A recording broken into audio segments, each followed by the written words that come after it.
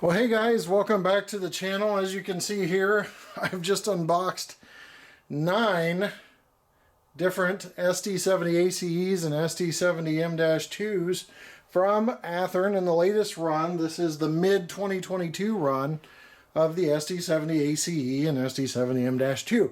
Now, we've already reviewed this 1,000 times. I'm not going to beat a dead horse. What we're going to look at today is just the changes, just the different schemes. And we'll kind of refer you to other SD70ACe reviews I've done for other data. But with that said, let's get started on the unboxing of the only one I haven't unboxed yet out of these 10. By the way, that back one is an MTH, so don't count that. But we'll unbox this one and show you what you get starting next. If you like what you see, please subscribe to the JLWII2000 channel and leave a like on the video. Also, don't forget to click the bell icon so you'll be notified of future train videos.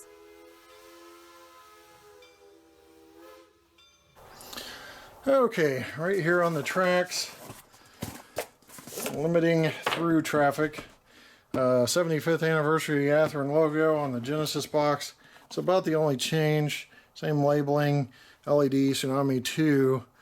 This I think was deemed Genesis 2.0, but I'm not 100% on that.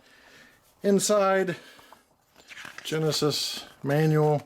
Athearn's about to change all of their branding again anyway. They have announced it, but we will see it in different boxes and stuff. There's a flyer, exploded parts diagram if you need parts from Athearn Parts, and a list of different items. As you can see, the roof pops off. You can change it for different roofs, so that's pretty cool. Some of them include different roofs, some of them do not. And that's the antenna array. The only difference is the different antenna arrays, which I will show you in a minute here. Also a warranty card that I just had to pick up off the floor because it went flying. In the baggie is some sanding lines. There's also, like I said, the different cab roof. So now what I've done with this one is already pulled out the cab roof and swapped it, or left this one as is. I changed that one to the PTC, but you can see the PTC cab roof there. This one's the old dome style satellite, antenna dome roof. You can, like I said, swap that out to PTC. Just have a couple of foam protectors for the handrails, and the locomotive is free and clear of the box. So we'll take a good look at Norfolk Southern, since that's the one I'm modeling more lately. Now, just so you're aware, the repaints of the heritage schemes came out in this run. Norfolk Southern, Montana Rail Link, the thank you unit to all essential workers, BNSF, with the modernized roof. And there's also some Canadian National Heritage Grand Trunk and a couple others that haven't come out yet that I had on order, but I'll just do this one for review and leave those alone, or else we'd be waiting for a while. But here's Norfolk Southern, so let's take a 360 look. This black paint scheme is sucking up all the light, so I'll apologize if it's not bright enough for you. It's just a white balance issue with the camera. Alright, first up on the front, like I said, removable roof. If this isn't seated properly, you'll have a lot of light bleed. I hear there are some light bleed issues anyway on this, and we'll take a look at those later. On the front, MU hoses, which are rubber, so they're flexible. Silver tipped ends, McHenry coupler still on that model, or these models. They're featured with McHenry couplers. Sand filler hatches on the nose, door on the nose with a little molded in handle there. And windshield wipers that are very finely detailed on the model. Handrails and stanchions for crew onboarding. Coupler cut lever, which it looks like this particular model. The coupler cut lever is slightly out of place, but it's there. LED lighting on these, including ground lighting, so that the crews can see at night if the locomotive is moving or not. Those are on a higher function. I think it's F24 and 25, but I'll verify that. So those are going to be a little harder to have accessibility to for people that have limited DCC controllers. Now there have been some issues with inverter cabinets. We'll go over that later. These are pretty straight, but when you're looking at the locomotive straight on, sometimes you get a hump. This one looks pretty good. With 10 locomotives, I can really check the QC on that and see what we're looking at. Horn there, Norfolk Southern logo. And on the back, you've got a lightly applied screen here over this area so you can see the back detail. You can see the blower housing, or I think it's the blower back here. It's see-through detail there. Radiator fan detail up top has a sticker pretty much that goes up there. It's no three-dimensional effect, but there are three-dimensional effects to the radiator fans back here, but not this rear fan. So there's the main exhaust right there. That also has a three-dimensional effect. A lot of this we've gone over in other reviews. Some of the stanchions are popping out of the handrails. They'll pop back in, or you'll have to place them back in. I did have to spend some time with one model really working that back in. Rear ditch lights on this too. A little elevated area for this housing. Sand filler hatch back here. And MU cable. Spare coupler knuckles back here.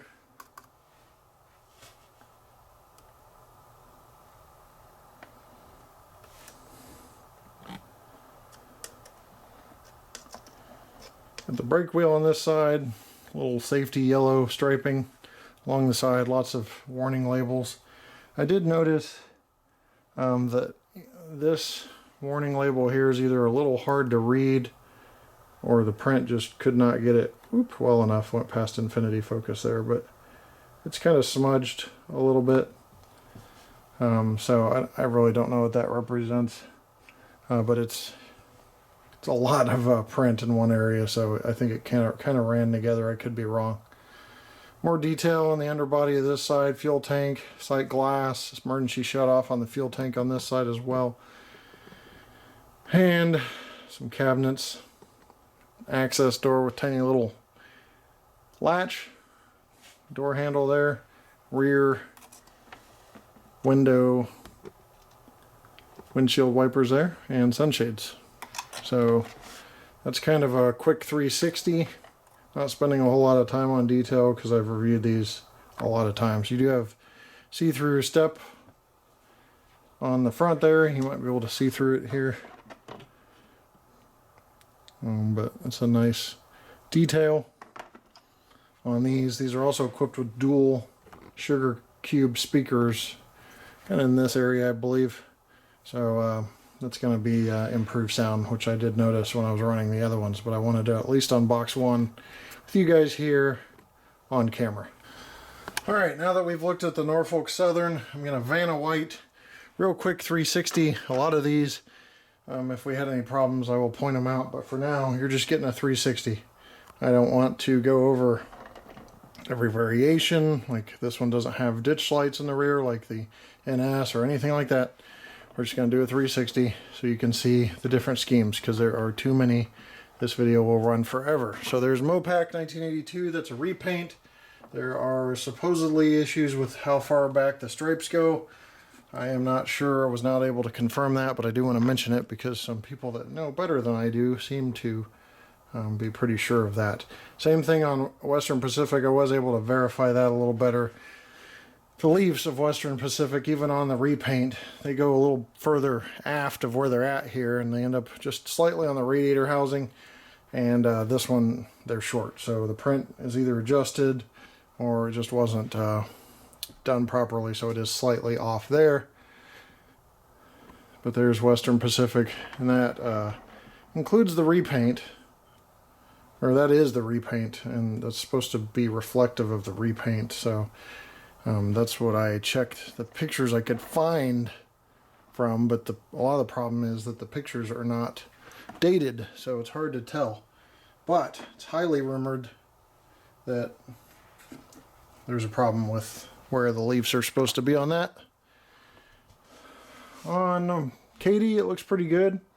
There was a slight kind of hump on this one where the cab is kind of angled downward and the inverter cabinet is angled the other way. Mostly that's on, you can really see it on Mopac. So side view of Mopac, got a little bit of a QC issue there. I consider it fairly minor. Some modelers are very, up in arms about it. It's your call. I cater to a large amount of modelers here on this channel, so there's a lot to see. NS with PTC, we already went over that, but this has the PTC array. Give you a 360 on that real quick, but we just went over that one in detail. Montana Rail Link. So Montana Rail Link has the PTC antenna as well. It is so subdued and dark it's hard to see. So I'll put it up here, but the camera is not liking it too much. There's a little bit of three-dimensionalized to it along with anti-skid tape. Beautiful scheme in my opinion, If I were like doing a freelance railroad, I'd probably pick this because it's nice. But that's the most modern version of Montana Rail Link.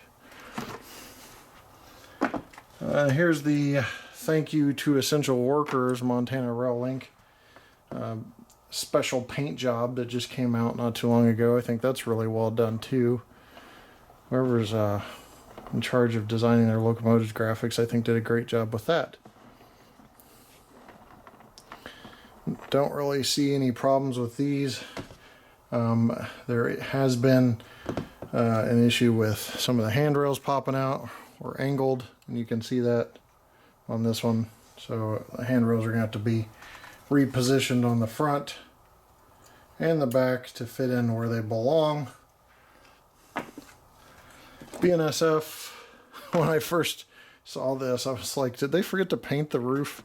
But that's actually what the real thing looks like. It's got that kind of color to it. It almost looks like they just left the plastic unpainted, but I'm sure they did something else to it. But these are the BNSF 8000 series locomotives. So 360 of that. I've just got one more of the BNSF and one more of the Montana Rail Link and a different road number, so not a whole lot of imagination needed for those. But one thing I will point out that I didn't is you've got an isolated cab area here that sometimes the paint job gets a little messed up. That's supposed to be a rubber gasket kind of insulating the cab on the real thing. On some of them, not mine, but I've seen some online have a little bit of a thicker paint application, and it looks, like somebody used a thicker area. You can kind of see it on this one a little bit towards the top, where it's like darkened in, but it's not as thick of a line towards the top, like it tapered off somewhat. But overall, in my opinion, fairly minor QC issues that you'll have to decide or keep an eye out on when you buy the locomotives. But that is a quick look, if you want to call it quick, of all the different schemes.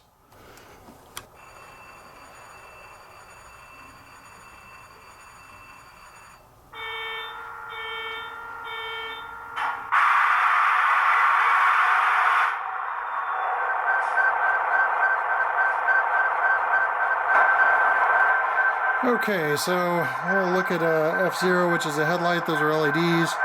5 is ditch lights.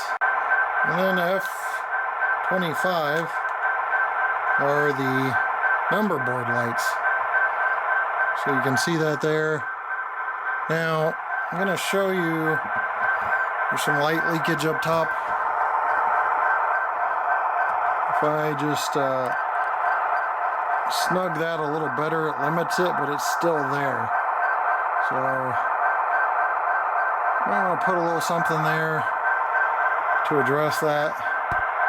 Number boards look pretty good. I'm going to zoom in and let you decide, but they're pretty typical color. Nothing crazy. Certain angles you can see a little light shine through. But there's like a triple LED behind that, and that's why you get a little bit of shine through up top. Down here, you also have a truck light So if you look closely, you can see that turn off. But there's a truck light. So that's all the lighting features front and back. We'll listen to a couple sounds real quick, but not many. Bell, horn.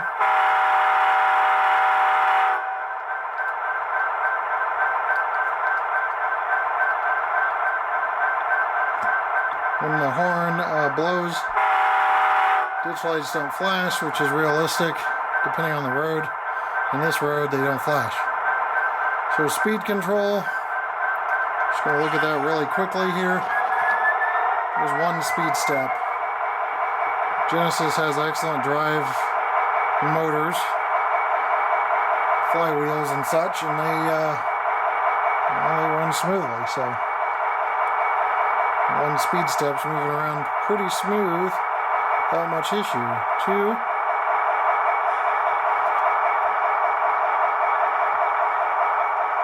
3.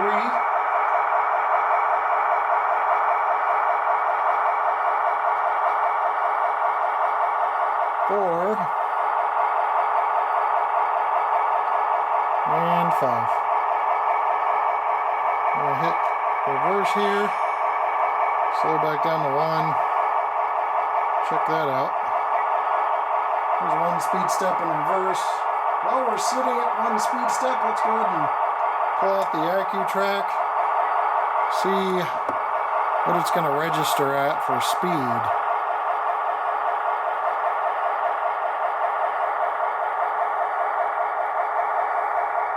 Just hit the first sensor there.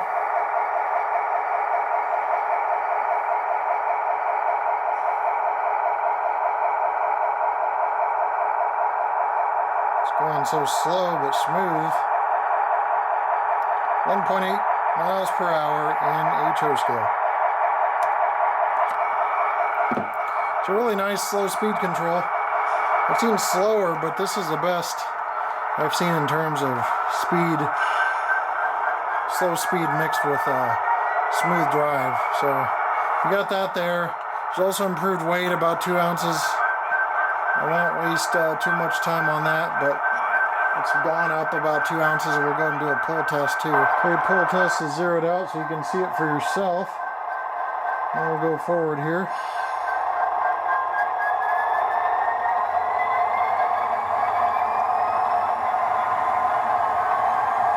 To hear that prime mover notch up too.